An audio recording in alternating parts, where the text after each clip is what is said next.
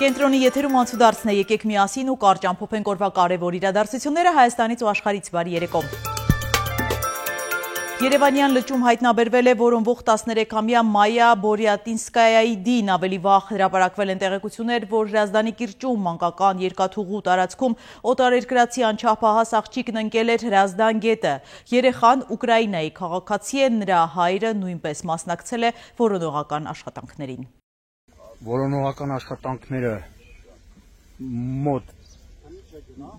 15-ից մինչև 30 կիլոմետր շարավղով էր կատարվում, որովհետև կար վարկած, որ հնարավոր է ջուրը երեխային տարածներ դեպի Արտաշատի կողմերը, Արարատի մարզ, Այնթափի ջրատար, ի վերջո մի քանի օր որոնական աշխատանքի արդյունքում այսօր հայտնաբերվեց մարմինը։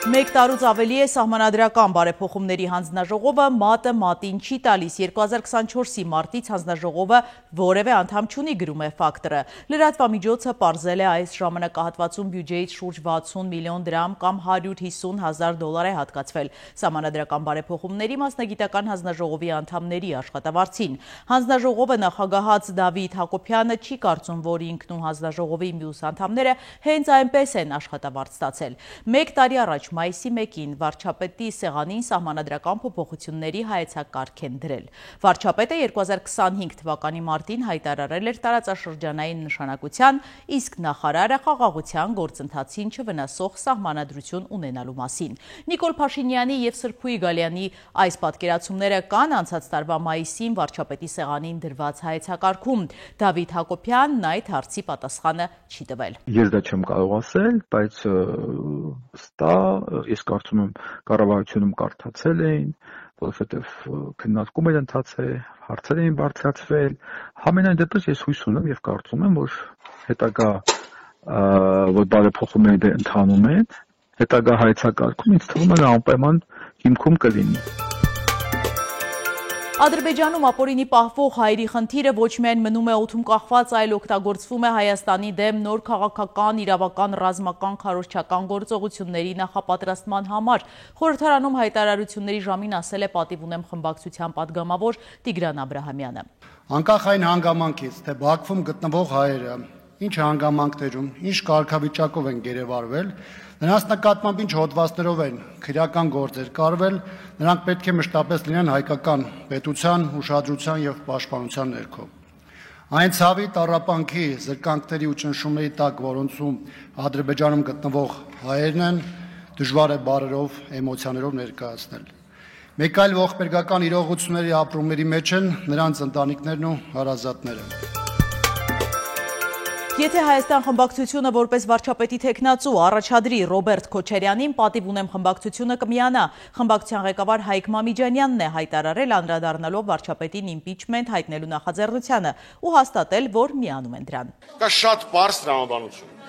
Ազգային ժողովի падգամավորներին հարցրել են. նախաձեռնում եք գործընթաց, թե չէ։ Մենք դրան պատասխանել ենք, որ մենք պատրաստ ենք այս պահին նախաձեռնել, միակ խնդիրը, որ անհրաժեշտ է լուծել,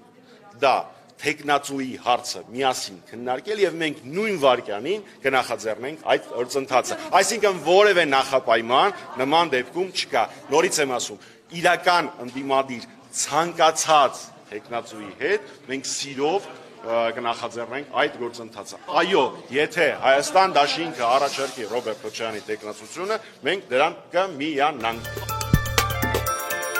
Կարճ կոնկրետ Ալեն Սիմոնյանը էմոցիոնալ է արձագանքել Նիկոլ Փաշինյանին անվստահություն հայտնելու նախաձեռնությանը։ Բա ինչ ենք անելու, բա ինչ են քաշվանք,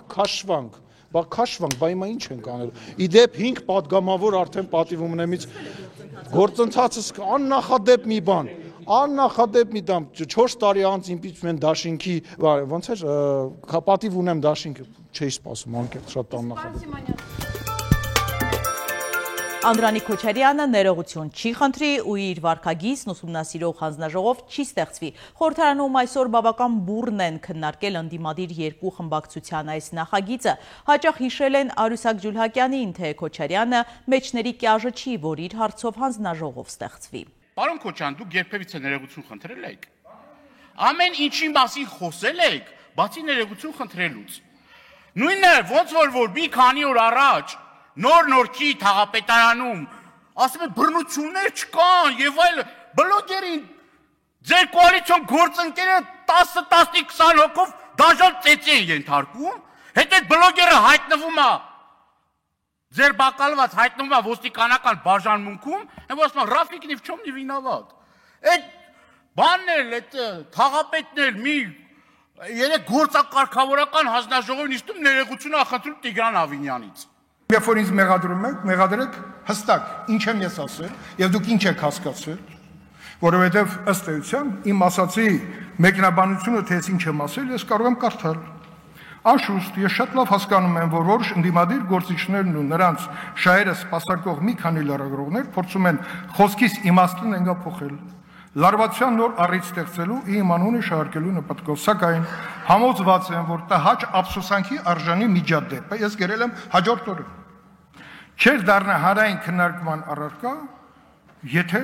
գնահատականներ տվեին մեջբերումը, որ ես արել եմ ձեր սիրելի հոգևորականի ասացից։ Ես որևէ վիրավորական բան չեմ ասել, ես ասել եմ խոսքի մաքրության մասին։ Երեք տեղացած կարկուտը վնասել է բերքը, հատկապես Ծիրանը, Արևշատի բնակիչների խոսքով կարկուտը դադարել է, հակակարկտային կայանը նոր է սկսել կրակել։ Էսի վաճառքի ենթակա չէ, հեսա մի արևը խփես, մի շաբաթից հետո լրիվ սևանալու է թափի կետին։ Հիմա այսօր էլ առավոտը շուտ է, բան չի երևալու։ Էսի մի քիչ որ մեծացավ, լրիվ ռախիտ ու զիբիլա դուրս գալու։ Սա անվորակ ապրանք ալելու։ Անվորակ ապրանքը ինչ են անում, հանձնում են կոնսերվի գործարան։ Ուրեմն օրավարձով աշխատողը մեր մոտ որ բերքահավաքի ժամանակ գալի մասնակցում են բերքահավաքին։ Կիլոն 100 դրամով ծիրան են խաղում, 40 դրամով գործարանը ծիրանը ընդունելու։ Հոյես հիմար չեմ, պետք է խաղեմ, մի հատ էլ ծախսանեմ, տանտամ գործարան, ավելի լավ չի, թափի նեխի վերջանա գնա։ Առաջարկում եմ միասին թերթել մամուլի էջերը։ Հրապարակը գրում է, վարչապետի աշխատակազմից խուսափում են հայտարարել Նիկոլ Փաշինյանը մասնակցելու է մայիսի 9-ին Մոսկվայում կայանալիք շքերթին։ Միայն ԱԺ նախագահն է կարծիք հայտնել, թե ճիշտ կլինի, որ Փաշինյանը մասնակցի։ Մեզ ասացին, որ հապաղումը պայմանավորված է ոչ այնքան ԿՊՕ մարկատարակարծություններով, քանի որ սորոսականները դեմ են Մոսկվա գնալուն, որքան արտաքին գործընկերների սպառնալիքներով, որոնք հայտարարել են, որ շքերթին որևէ ղեկավարի մասնակցությունն անհետևանք չի մնա։ Փաշինյանի վիճակն ավելի է բարդացել այն բանից հետո, երբ իրենց մասնակցությունը չեղարկեցին Հնդկաստանի, Հունգարիայի, Սլովակիայի վարչապետերը։ Կալասի եւ Զելենսկու սպառնալիքները ըստ էության արդյունք են տվել, սակայն Փաշինյանը հակված է մեկնել, եթե ֆորս մաժոր չլինի։ Ազգային ժողովի քաղաքացիական պայմանագիր խմբակցությունից միայն ազգությամբ ռուս Ալեքսեյ Սանդիկովը կմեկնի նրա հետ, քանի որ Ռուսաստանը մերժում է շատ ԿՊԱ-ականների, որոշ սորոսականներն անգամ պերսոնա նոն գրատա են հռչակված։ Նրանց մուտքը Մոսկվա արգելված է։ Ինչ վերաբերում է շքերթին հայկական զորամիավորում ուղարկելու Ռուսաստանի առաջարկին, ապա մեր աղբյուրները փոխանցում են, որի տարբերությունը Ադրբեջանի զորամիավորում չի մեկնի։ Հրապարակում կարդում ենք, օրեր առաջ գրել էինք, որ ԿՊ-ից հեռացած պատգամավոր Հովիկ Ղազարյանը եւ նրա կուսակից Հակոբ Ասլանյանը կնախաձեռնեն վարչապետ Փաշինյանին անվստահություն հայտնելու գործընթաց։ Հիշեցնենք, որ ԿՊ-ից հեռացվելուց հետո նրանք նոր կուսակցություն են հիմնել ՄԱՍԿ։ Մասնավորապես գրել էինք, որ Հայաստան Դաշնքի հայտարարությունից հետո, որ պատրաստ են իրենց 28 պատգամավորի ստորագրությունը տալ Փաշինյանի անվստահության գործընթացի մեկնարկի համար, ՄԱՍԿ-ում որոշել են առիթը բաց չթողնել։ Մենք Հովիկ Ղազարյանին 3 հարցրինք. նախաձեռնելու են Փաշինյանին անվստահություն հայտնելու գործընթաց։ Նա պատասխանեց, որ ուրբաթ օրը կուսակցության վարչության նիստ են անելու եւ քննարկելու են այդ հարցը, որից հետո կկարողանան դիրքորոշում հայտնել։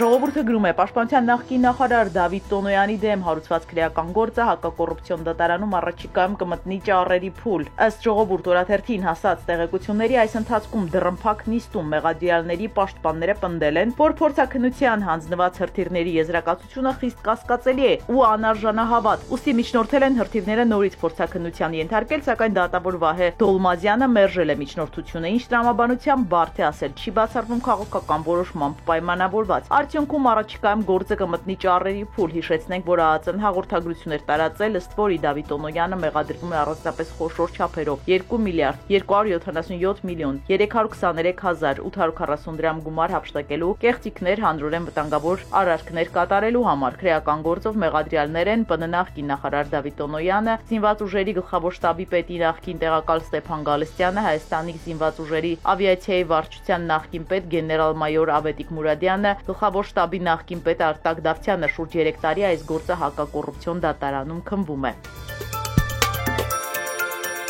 Հրապարակը գրում է իշխանությունը Վանաձորում նախատեսում է ամռան վերջին կամ աշնանը արտահերթ ընտրություններ անցկացնելու 2026 թվականի համապետական ընտրություններից առաջ ամրապնդել դիրքերը Հայաստանի երրորդ քաղաքում, նաև հաղթահարել Գյումրու ընտրությունների պարտության ամոթը։ Այդ նպատակով ուժեղ կոնֆիգուրացիաներ են մտածում, սցենարներից մեկն այն է, որ ԿՊ ցուցակը կգլխավորի Լոռվա մարզպետ Արամ Ղազարյանը, որը ոստիկանության ոլորտի երկարամյա աշխատակից է, մեծ շրջապատ ազդեցություն ունի։ Մյուս ուժը կգլխավորի Վանաձորի համայնքապետի ժամանակավոր պաշտոնակատար Արկադի Փելեշյանը, որին Փաշինյանը նշանակեց հատուկ նրա համար օրենքում փոփոխություններ կատարելով։ Իշխանությունը հույս ունի, որ այս սցենարը Վանաձորում հաջողություն կգործարկի, խուսափելով եւ Երևանի եւ Գյումրու նախադեպերից, իսկ թե ումով է հանդես գալու ընդդիմությունը լուրջ խնդիր է, քանի որ նախկին քաղաքապետ Սամվել Դարփինյանը դժվար թե առաջադրվի, նրա որդին դատավոր է, նախկին համայնքապետ Մամիկոն Ասլանյանի գլխին դատավճիռ կա կախված, նրան կարող են առնվազն եւս 1 տարով ազատազրկել։ Այլ ուժեր անհատականություններ կարծես թե Վանաձորում չկան եւ Գյումրու ֆենոմենը կրկնելը բարդ կլինի, հենց որի վրա էլ Նիկոլ Փաշինյանը հաշվարկ է անում։ Ի դեպ Լոռվա մարզպետն էլ ավելի հին եւ ընդունված կադր է, քան Սարիկ Մինասյանն էր։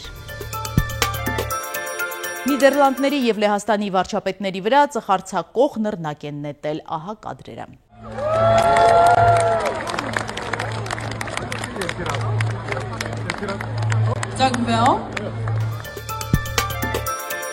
Եղանակ վաղվանից տեղումները դադարում են, ջերմաստիճանը աստիճանաբար բարձրանում է 4 միշ։ Սիրելի հետևորդներ, եկեք կատարենք մի քանի պարզ քայլ մեր YouTube-յան ալիքը զարգացնելու համար, ձեզանից մի քանի վայրկյան է պահանջվելու։ Հավանում եք այս հաղորդաշարը եւ բաժանորդագրվում։